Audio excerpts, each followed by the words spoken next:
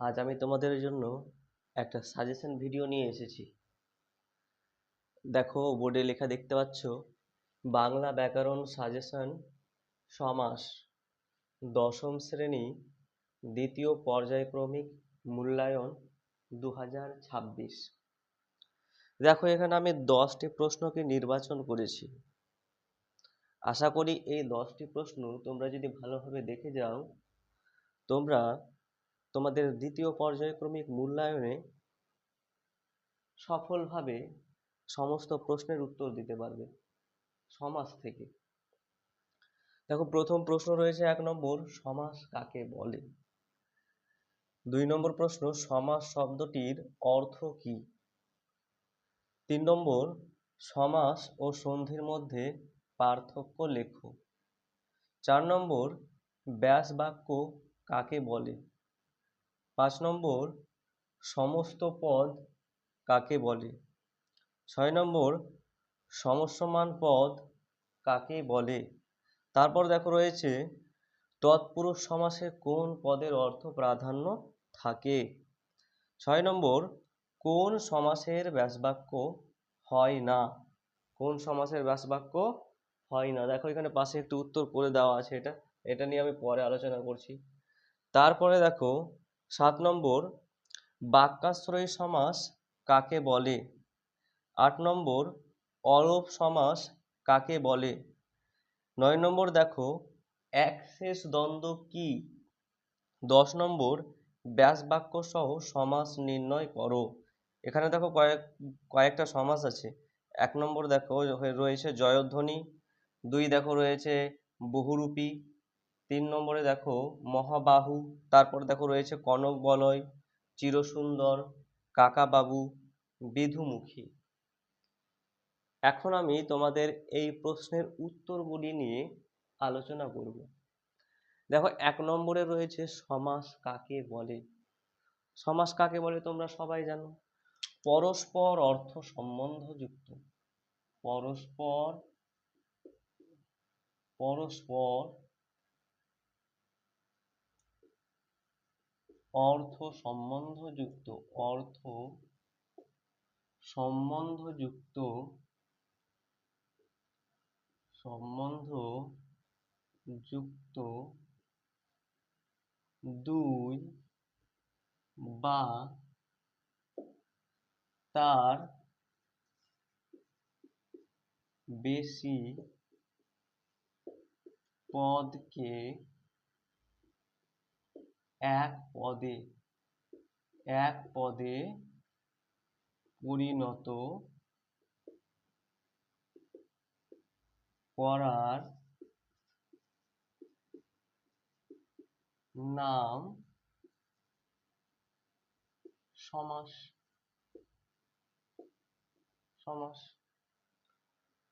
দেখো পরস্পর অর্থ সম্বন্ধযুক্ত দুই বা তার বেশি পদকে এক পদে পরিণত করার নাম হচ্ছে সমাস। উদাহরণ দিয়ে দিবে, যেমন পিতা ও মাতা সমান পিতা মাতা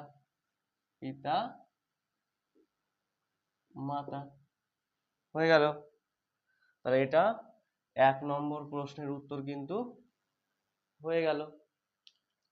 তারপরে দেখো 2 নম্বর, সমাস শব্দটির অর্থ কি। দেখো সমাস শব্দটির দুটো অর্থ রয়েছে, একটা হচ্ছে আবিধানিক অর্থ। আবিধানিক অর্থটা যদি দেখো, তাহলে সমাস শব্দের অর্থ কি বলতো, সংক্ষেপ।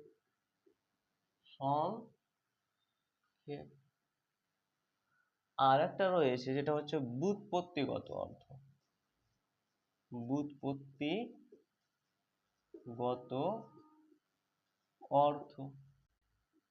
ব্যুৎপত্তিগত অর্থ কি রয়েছে সমাসের, না সম হাইফেন অস যোগ ঘয় প্রত্যয়। প্রত্যয়। এই ঘ ইওর জায়গায় যদি অ থাকে তবুও রাইট। ঠিক আছে, তাহলে 2 নম্বর প্রশ্ন, সমাস শব্দটির অর্থ কি? এর উত্তর হচ্ছে, যদি পরীক্ষায় আবিধানিক অর্থ আসে তাহলে লিখবে সংক্ষেপ, যদি ব্যুৎপত্তিগত অর্থ কিংবা প্রকৃতি প্রত্যয়গত অর্থ আসে তাহলে লিখবে সম, অস যোগ ঘ ইয় বা অ, যেটা ইচ্ছা সেটা করতে পারো, অসুবিধা নেই। তারপর আমরা চলে আসছি 3 নম্বরে। দেখো 3 নম্বরে কি রয়েছে না, 3 নম্বর রয়েছে সমাস ও সন্ধির মধ্যে পার্থক্য লেখো। দেখো সমাস এবং সন্ধির মধ্যে প্রধান পার্থক্য কি বলতো না, সমাসে পদের মিলন ঘটে। কার মিলন? পদের মিলন হয়। ঠিক আছে, সমাসে পদের মিলন হয়। অন্যদিকে সন্ধিতে কি হয় বলতো, সন্ধিতে ধ্বনির মিলন হয়। কার মিলন? ধ্বনির মিলন। সন্ধিতে হয় ধ্বনির মিলন। তারপর আমরা চলে আসছি 5 নম্বর প্রশ্নে। 5 নম্বর প্রশ্নে কি বলেছে বলতো, যে সমস্ত পদ কাকে বলে? 5 নম্বর নয়, সরি, প্রথমে 4 নম্বরটা ছেড়ে দিচ্ছি, 4 নম্বর হবে। তো 4 নম্বরে কি রয়েছে বলতো, যে ব্যাস বাক্য কাকে বলে? তাহলে সমস্ত পদের অর্থটিকে, উত্তর কি বলতো, সমস্ত পদের অর্থটিকে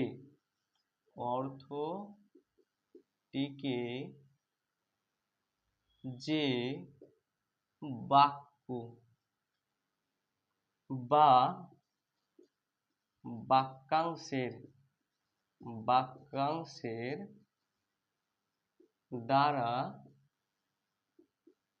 ব্যাখ্যা করে দেখানো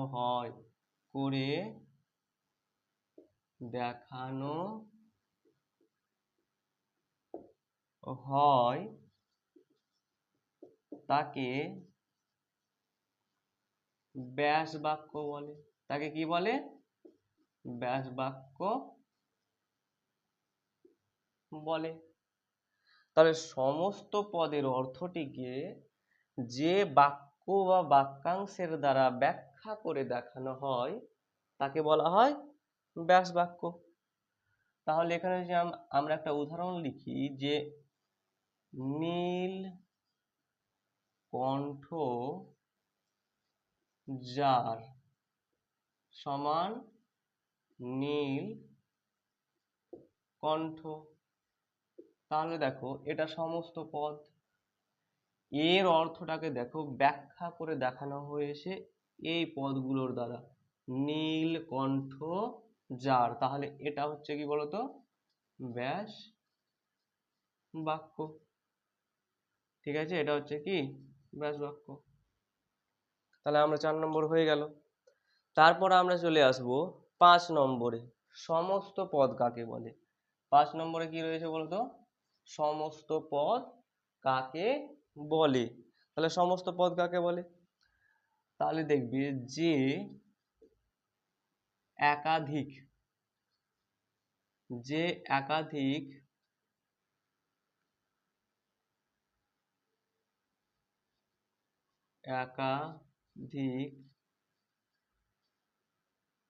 পদ যুক্ত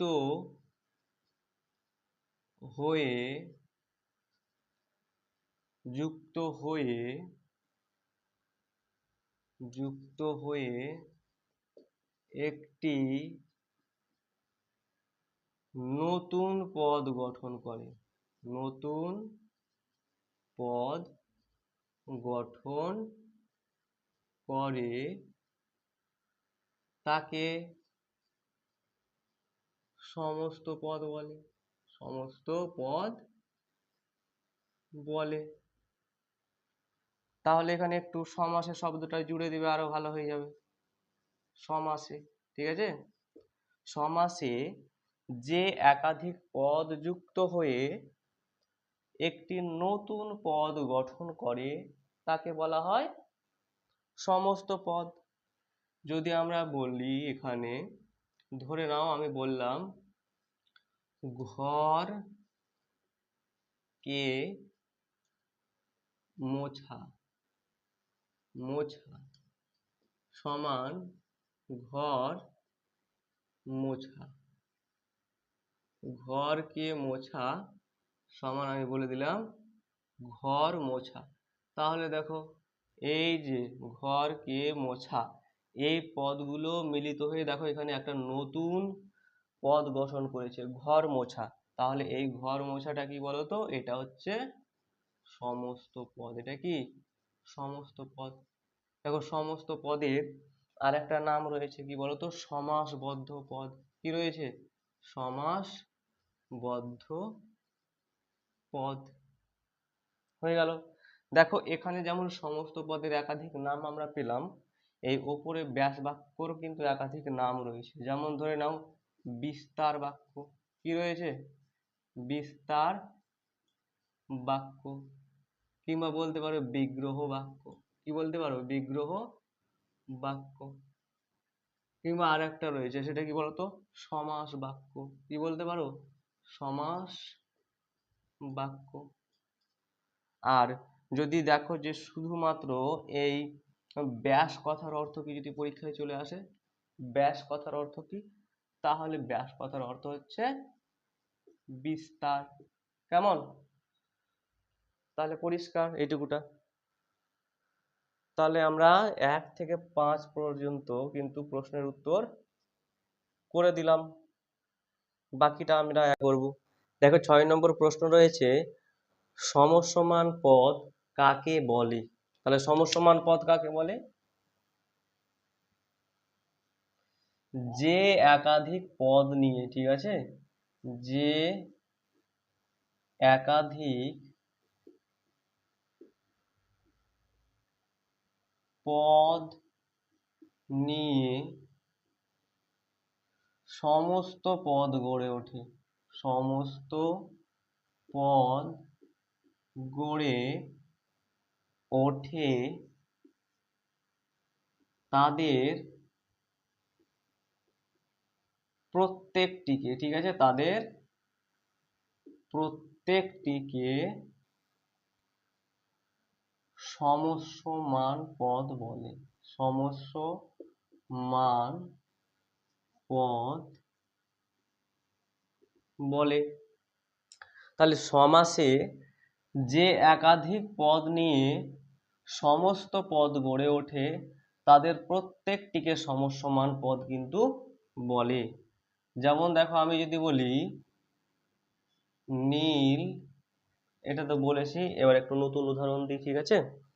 ধরে নাও আমি বললাম মধু সংগ্রহ করে যে মাছি। কি বললাম, মধু সংগ্রহ করে যে মাছি সমান হয়ে গেল কি বলতো, মৌমাছি, মৌমাছি। তাহলে এখানে দেখো এই যে পদগুলো, এই পদগুলো নিয়ে কিন্তু এই যে সমস্ত পদটা গড়ে উঠেছে। তাহলে এদের এই যে এদের প্রত্যেকটিকে কি বলবে বলতো, সমসমান পদ বলবে, সমসমান, সমসমান, ঠিক আছে, সমসমান পদ। দেখো সমসমান পদকে কিন্তু আরো 3টে ভাগে ভাগ করা যায়, তোমরা হয়তো জানো। যে একটা হচ্ছে পূর্বপদ, পূর্বপদ, তারপরে রয়েছে পরপদ, আর একটা রয়েছে সহায়ক পদ, সহায়ক পদ। তাহলে সমসমান পূর্বপদ, তাহলে যে পদটা পূর্বে থাকে, ঠিক আছে, যে পদটা আগে থাকে তাকে কি বলবে, সমসমান পূর্বপদ। যে পদটা পরে থাকে, ঠিক আছে, এই যে মাছি, তাকে কি বলবে বলো তো, সমসমান পরপদ। এটার আর একটা নাম রয়েছে সমসমান উত্তরপদ। আর যে পদগুলো বাকি পড়ে থাকবে, সমাসে যে পদগুলো সাহায্য করছে সমস্ত পদ গঠনে, যে এইটুকুটা, এইটুকুটা কি বলতো, এইটুকুটা হবে সমসমান সহায়ক পদ। কেমন? তারপরে দেখো 7 নম্বর, তৎপুরুষ সমাসে কোন পদের অর্থ প্রাধান্য থাকে? দেখো তৎপুরুষ সমাসে পরপদ, ঠিক আছে, পরপদ বা উত্তর পদ বললাম যে না, সেই পরপদ বা উত্তর পদের অর্থ প্রাধান্য কিন্তু থাকে তৎপুরুষ সমাসে। তাছাড়া দেখো কর্মধারয় এবং দ্বিগু সমাসেও কিন্তু কর্মধারয় এবং দ্বিগু এই দুটো সমাসেও কিন্তু পূর্ব পদের অর্থ প্রাধান্য থাকে। তাহলে পূর্ব পদের অর্থ প্রাধান্য পায় তিনটি সমাসে, একটা হচ্ছে তৎপুরুষ, তারপর কর্মধারয় এবং দ্বিগু। আর দেখো দ্বন্দ্ব সমাসে তোমরা জানো, দ্বন্দ্ব সমাসে কি বলতো, উভয় পদের অর্থ প্রাধান্য, উভয় পদ। তারপর অব্যয়ীভাবে কোন পদের অর্থ প্রাধান্য থাকে? অব্যয়ীভাবে থাকে কিন্তু তোমার পূর্ব পদ, পূর্ব পদ। তেমনি দেখো বহুব্রীহি সমাস রয়েছে একটা না তোমাদের, সেই বহুব্রীহি সমাসে কোন পদের অর্থ প্রাধান্য বলো তো? এখানে পূর্বপদ কিংবা পরপদ কোনো পদেরই কিন্তু অর্থ প্রাধান্য পায় না, এখানে তৃতীয় পদ, তৃতীয় পদ বা নতুন একটা পদের অর্থ প্রাধান্য পায়। দেখো আমি পুরো ব্যাপারটা এখানে বলে দিলাম কোন পদের অর্থ প্রাধান্য পায় কোন সমাসে, কারণ হয়তো পরীক্ষায় তোমাদের তৎপুরুষের জায়গায় অন্য কোনো একটা সমাস চলে আসতে পারে, হয়তো বলতেই পারে যে অব্যয়ীভাব সমাসে কোন পদের অর্থ প্রাধান্য থাকে, তখন তুমি নিশ্চিতভাবে পেরে যাবে যে পূর্বপদ। কেমন? তাই আমি বলে দিলাম পুরোটাই। তারপরে দেখো কোন সমাসে ব্যাস বাক্য হয় না। 8 নম্বর কি রয়েছে বলতো, কোন সমাসে ব্যাস বাক্য হয় না? না নিত্য সমাসে। কোন সমাসে ব্যাস বাক্য হয় না? নিত্য সমাসে। তারপরে চলে আসছি 9 নম্বর, এখানে বলেছে যে বাক্যাশ্রয়ী সমাস কাকে বলে? তাহলে তোমরা জানো বাক্যাশ্রয়ী সমাস কাকে বলে? বাক্যকে আশ্রয় করে যে সমাস গড়ে ওঠে, বাক্যকে আশ্রয়, ঠিক আছে, বাক্যকে আশ্রয় করে করে যে সমাস, বাক্যকে আশ্রয় করে যে সমাস গড়ে ওঠে ওঠে তাকেই কিন্তু বাক্যাশ্রয়ী সমাস বলে, তাকে বাক্যাশ্রয়ী সমাস বাক্যাশ্রয়ী সমাস বলে বলে কেমন? দেখো বাক্যকে, ঠিক আছে, বাক্যকে আশ্রয় করে যে সমাস গড়ে ওঠে তাকে বাক্যাশ্রয়ী সমাস বলে। যেমন উদাহরণ দেখে নাও, একটা দিয়ে দিচ্ছি, উদাহরণ কি বলতো, বসে আঁকো প্রতিযোগিতা, বসে আঁকো আঁকো প্রতিযোগিতা, বসে আঁকো প্রতিযোগিতা হয়ে গেল উদাহরণ। দেখো বাক্যকে আশ্রয় করে গড়ে উঠেছে। তারপর চলে আসছি আমরা 10 নম্বর, অলোপ সমাস কাকে বলে? অলোপ সমাস কাকে বলে বলতো?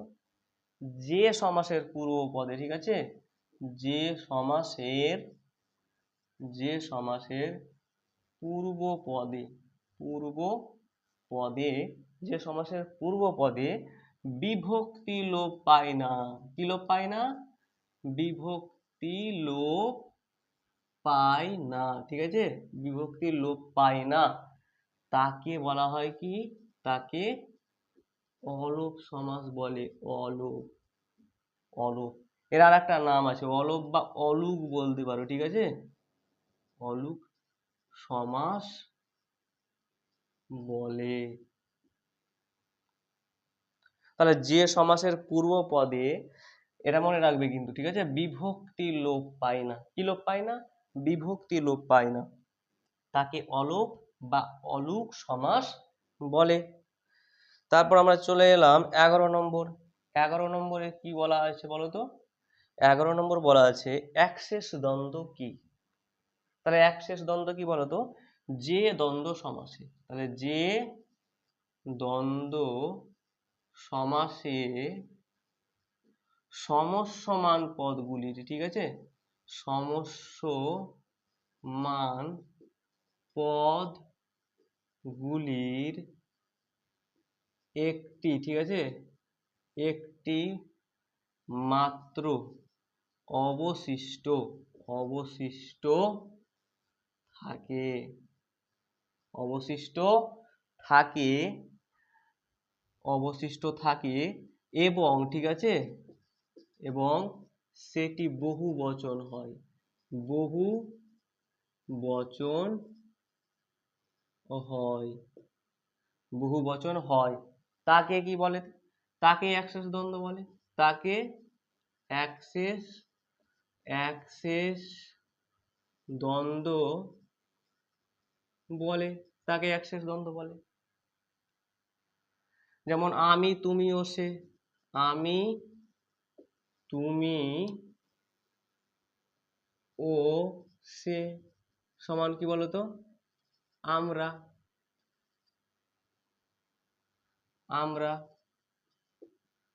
তাহলে এই আমরাটা কি বলতো? এই আমরাটাই হচ্ছে অ্যাক্সেস দ্বন্দ্বের উদাহরণ। বাকি রয়েছে আমাদের 12 নম্বর প্রশ্ন। দেখো 12 নম্বর প্রশ্ন উত্তরের জন্য জায়গা নেই, আমাকে একটু উপরটা মুছতে হবে, তো উপরটা মুছে দিই একটু।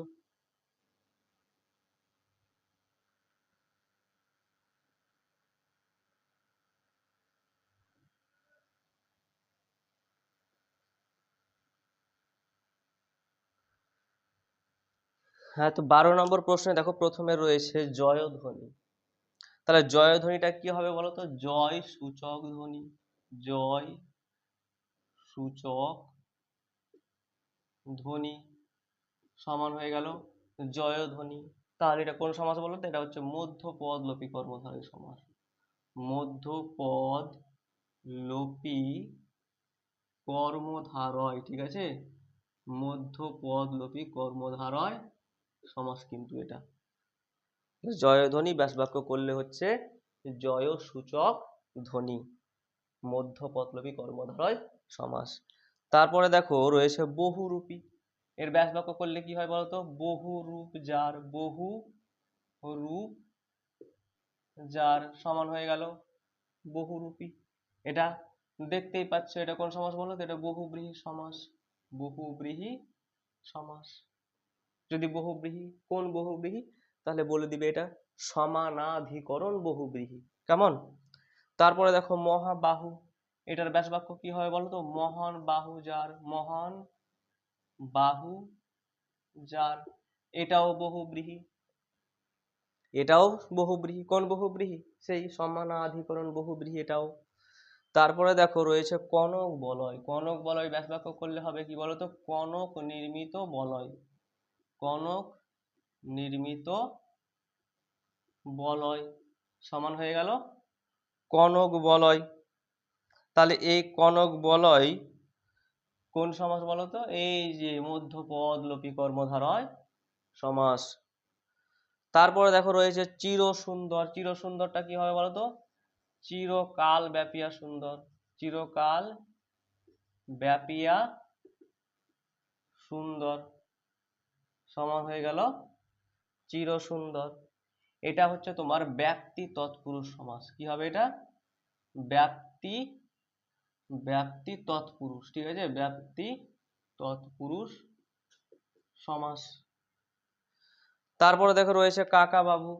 কাকা বাবুটার ব্যাস বাক্য কি হবে বলতো? যিনি কাকা তিনি বাবু। যিনি কাকা তিনি বাবু। তিনি বাবু হয়ে গেল কাকা বাবু। এটা কর্মধারয়। কর্মধারয়, সাধারণ কর্মধারয়, ঠিক আছে? এটা কোন সমাস?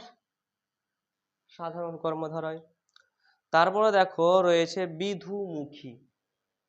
বিধুমুখীটার ব্যাস বাক্য কি হবে বলো তো? বিধু মানে চাঁদ। তাহলে বিধুর মতো মুখ যে নারীর সমান হয়ে গেল বিধুমুখী। এটা কি হবে বলো তো? এটা মধ্যপদলোপী বহুব্রীহি। মধ্যপদলোপী বহুব্রীহি। মধ্যপদলোপী বহুব্রীহি সমাস এটা। তাহলে দেখো আমি এই সমাসের ব্যাস বাক্য সহ কিন্তু কোন সমাস সেটা লিখে দিলাম, তোমরা দেখে নাও একবার ব্যাপারটা পুরোটা। দেখো জয় সূচক ধ্বনি সমান জয়ধ্বনি হবে এটা, মধ্যপদলোপী কর্মধারয় সমাস। তারপর বহুরূপীটা কি বলতো? বহুরূপ যার সমান বহুরূপী, এটা বহুব্রীহি সমাস, সমানাধিকরণ বহুব্রীহি। তারপর মহাবাহু, এটা হচ্ছে মহান বাহু যার, এটাও কিন্তু সমানাধিকরণ বহুব্রীহি। তারপর দেখো রয়েছে কনক নির্মিত বলয়, সমান হয়ে যাবে কনক বলয়, এটাও সেই মধ্যপদলোপী কর্মধারয় সমাস। তারপর রয়েছে চিরসুন্দর, এটা হবে চিরকাল ব্যাপিয়া সুন্দর। এটা কি বলতো? ব্যক্তি তৎপুরুষ সমাস। তারপর দেখো রয়েছে কাকা বাবু, তাহলে ব্যাস বাক্য হচ্ছে যিনি কাকা তিনি বাবু, এটা কর্মধারয় সমাস, সাধারণ কর্মধারয়। তারপরে দেখো রয়েছে বিধুমুখী। বিধুমুখীটা কি বলতো ব্যাস বাক্য? বিধুর মতো মুখ যে নারীর, এটা হচ্ছে মধ্যপদলোপী বহুব্রীহি সমাস। তাহলে আর কোনো অসুবিধা থাকার কথা নয় তোমাদের। তোমরা এই প্রশ্নগুলো দেখে যাবে। আশা করি তোমাদের দ্বিতীয় পর্যায়ক্রমিক মূল্যায়নের সমাস নিয়ে কোনো প্রশ্নই ছুটবে না, ঠিক আছে? সমস্ত প্রশ্নের অ্যান্সার তোমরা করতে পারবে। তো দেখো আজকে এখানেই থাক। আর আমার ক্লাসগুলো তোমাদের ভালো লাগলে আমার চ্যানেলটাকে সাবস্ক্রাইব করবে, লাইক করবে, কমেন্ট করবে, শেয়ার করবে, কেমন?